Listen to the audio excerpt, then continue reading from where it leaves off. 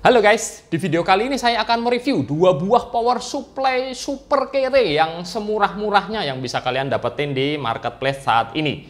Range harganya mungkin kisaran 100.000 atau bahkan kurang untuk yang satu ini guys. Karena memang yang satunya ini adalah power supply bawaan casing power up yang sudah jadul dan berumur hampir 10 tahun. Tapi masih bisa nyala normal. Karena memang pemakaiannya hanya untuk office ya. Ini adalah power up yang serinya bahkan nggak tahu apa, komputer case expert dengan label 500 watt.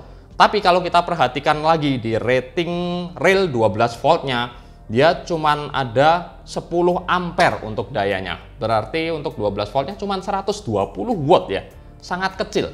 Dan kocaknya lagi, yang 3 dan 5 volt jauh lebih besar ampernya. Ya, saya nggak tahu lah, karena memang mungkin peruntukannya bukan untuk gaming. Sedangkan yang satu lagi ini lebih kelihatan oke, lebih ke gaming-gamingan. Warna hitam dengan fan di bagian bawah, warna hijau huluk. Ini adalah power supply dari brand Magic, yang setahu saya ini masih satu rumpun dengan bulldozer yang cukup terkenal beberapa waktu lalu ya. Di sini rating untuk 12 voltnya masih lebih baik, yakni 38 ampere dengan total 456 watt. Dan secara berat juga ini, wah solid banget guys. Nggak kelihatan murahan lah. Nah, untuk mengetes kedua power supply ini, saya sudah menyiapkan gelang statis yang dilengkapi dengan batu turmalin dan far infrared yang bisa menyalurkan listrik dengan mudah ke tubuh saya. Kalau seandainya nanti ada apa-apa, biar saya langsung kesetrum. Sepertinya salah guys. Oke deh, lanjut aja. Untuk rig test saya memakai masih sama nih, Intel Core i5 4670 jadul dengan VGA card yang tentu saja agak masuk akal ya. Jangan pakai VGA card yang TDP-nya tinggi. Ini adalah VGA card low end yang nggak pakai pin power tambahan, yakni Asus GTX 1050 Ti Cerberus. Nah, pertama-tama kita akan bongkar kedua power supply ini dulu. Kita lihat dulu isinya seperti apa. Yuk!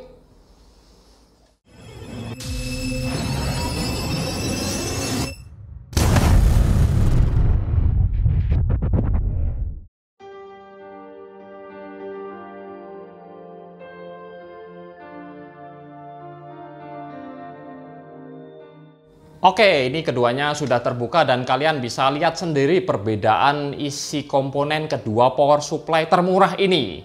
Yang jelas beda fisik antara keduanya adalah yang satu ini model bottom flow untuk fan-nya, jadi bisa pakai fan 12 cm, sedangkan yang satu masih model jadul dengan fan 8 cm di bagian belakang. Kita mulai dari bagian input ya. Kedua power supply ini saya rasa sama-sama saja ya. Nggak ada filter input atau MI filter, terutama untuk yang power up 500 watt. Ini kalian bisa lihat seperti jalan tol guys.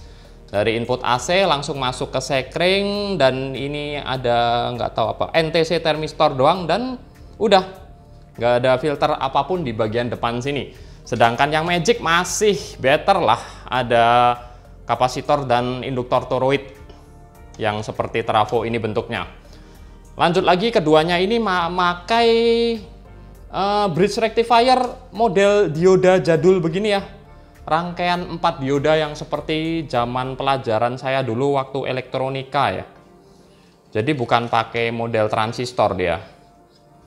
Kemudian lanjut lagi, yang Magic ini memakai kapasitor utama mereknya, nggak tahu nih mereknya apa. Yang jelas kapasitasnya 470 mikrofarad 200 volt kali 2. Sedangkan yang power up ini TS. Loh, sama guys, ratingnya 470 mikrofarad 200 volt. Cuma ukurannya aja yang sedikit berbeda. Jadi yang Magic ini kelihatan sedikit lebih besar, lebih berkualitas kayaknya sih. Dan ini saya juga, ini apa ya? Ini ada semacam trafo guys di bagian belakang ini biasanya kan rangkaian APFC ya yang di area sini. Tapi untuk Magic ini dia ditempelin trafo yang padahal ini udah ada trafo utama di sini dan ada trafo sekunder 2 juga ya di sebelahnya. Jadi nggak mungkin kalau ini trafo, dan sepertinya ini nggak nyambung ke boardnya. Dan ada bautnya, sebentar.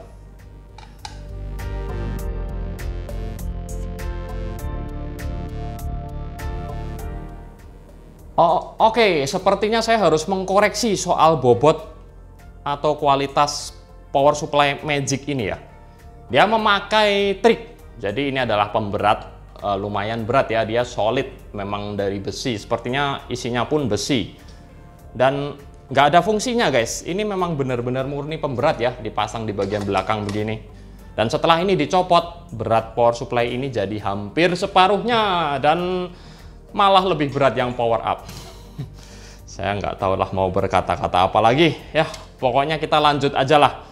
Untuk trafo standar sama kedua power supply ini, dan juga heatsink juga hampir sama-sama aja. Yang Magic malah lebih kecil, untuk power up masih lebih lebar supaya penghantaran panasnya lebih maksimal. Dan begitu keluar ke area sekunder ini, yang power up cuman diterima oleh satu induktor toroid aja guys. Ini di bagian outputnya bisa kalian lihat ya.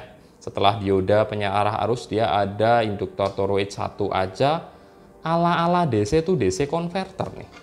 Sedangkan yang ini udah pasti ya group regulated, dia pakai dua induktor toroid, yang satu kecil yang satu besar untuk pembagian voltase arusnya. Dan ini kita juga bisa lihat kalau komponen yang dipakai di kedua power supply ini sebenarnya semuanya lumayan jadul ya.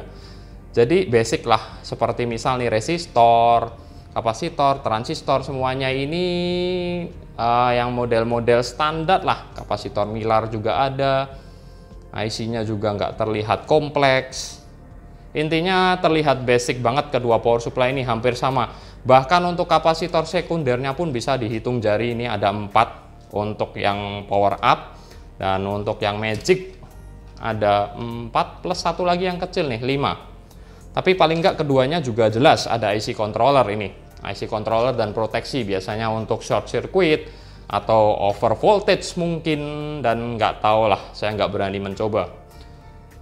Buat kalian yang lebih ahli soal elektronika bisa menjelaskan lebih lanjut di kolom komentar.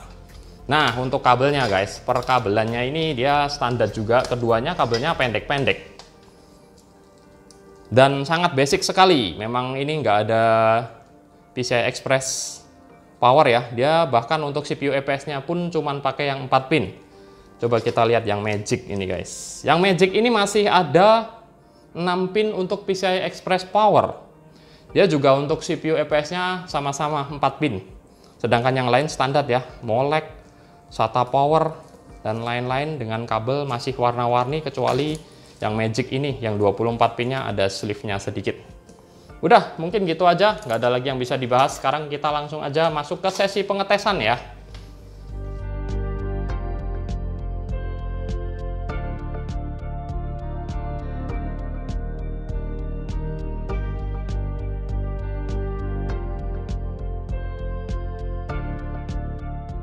Alat untuk pengujian seperti biasa, saya memakai sebuah power meter untuk melihat tarikan daya power supply ini di stop kontak ya.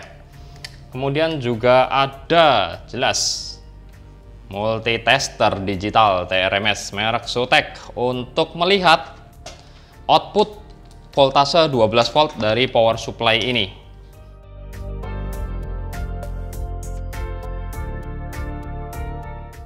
Pertama-tama kita tes di kondisi PC idle di Windows 10. Di sini kita sudah bisa membaca dua parameter, yakni output voltase 12 volt dan tarikan daya listrik dalam satuan watt. Langsung aja ya kita bandingkan antara kedua power supply ini.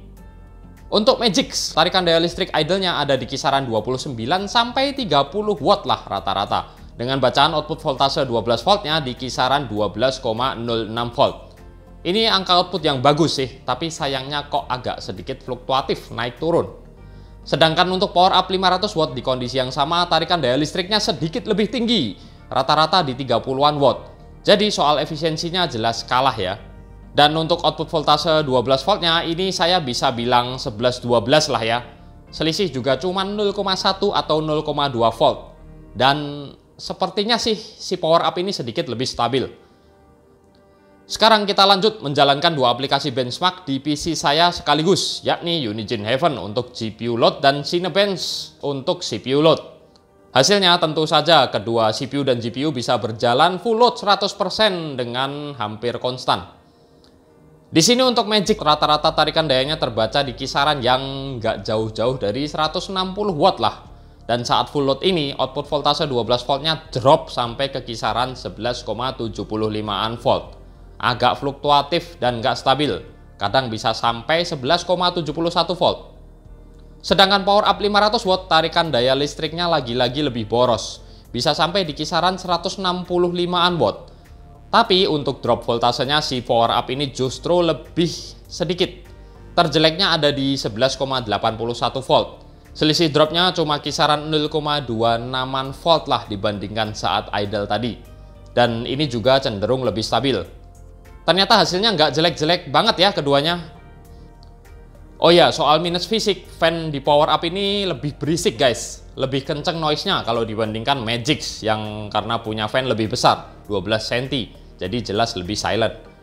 Oke, jadi mungkin gitu aja. Di sini saya nggak melakukan tes proteksi ataupun yang lain-lain karena selain nggak ada alatnya, saya juga takut kalau part saya yang rusak. Nah, kesimpulannya dari hasil tes sederhana saya tadi, bahkan power supply murahan seharga 100 ribuan ini aja masih bisa mengangkat PC dengan spek Core i5 Gen 4 yang disandingkan dengan VGA card GTX 1050 Ti.